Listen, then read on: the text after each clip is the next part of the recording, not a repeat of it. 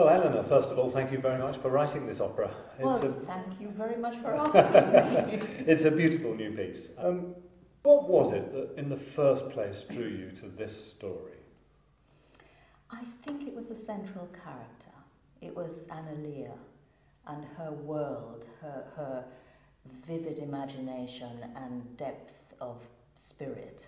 She has that strength and honesty and forthrightness, and she's not afraid, but she also has that inner world, that imagination, that spirituality about her that I just found an amazing mixture of traits. It's fascinating you should say her vivid imagination. It seems to me that there's something about opera which is wonderful for capturing what goes on in people's minds and hearts, the sort of private inner life of characters, rather than just an expression of story.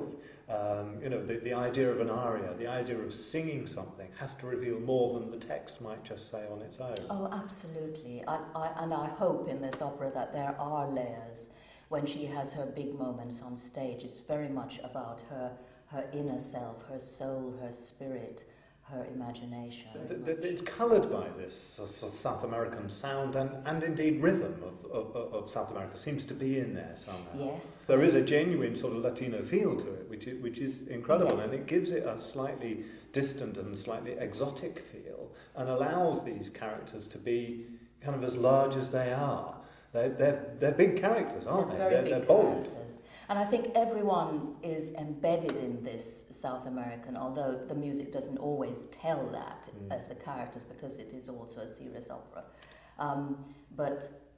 For instance, whenever there's a social event, some sort of cultural event or some sort of meeting, a wedding, the scenes in the bar, this is when real life takes over and the traditional musics really speak, and the characters speak through them.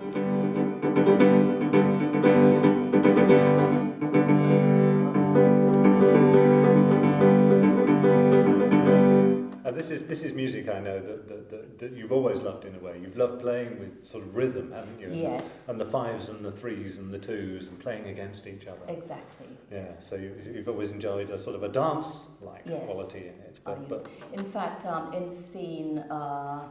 in the last scene, when the boy sings with his teacher, I've used that's my composition, but I've played with the threes against the twos and tried to make it semi-South American, go something like.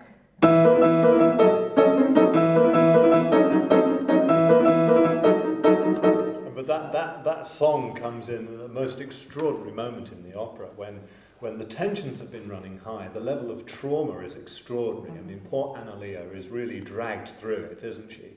And at this point of greatest stress, in a way, out pops this song, which I think will have an incredible impact on the audience. You just won't expect it. And I hope that the reaction will be to make people smile and laugh a little bit. Well, I hope so. That was the intention. It's sort of great. Everything's been, as you say, stretched out, and then suddenly we're in another world of childhood and happiness. And again, imagination. Playfulness. Yes. Yeah. There's a sense of relief at the opera, but also I think there will be a sense of relief at the opera itself, in that it's tuneful, it's lyrical, it's rhythmic, it's got Latino elements in it. I think this is an opera that wears its heart on its sleeve. It strikes me that what you set out to do was write a proper opera. Yes, I'd like people who go to Traviata or Bohème to enjoy coming to this opera. Yes.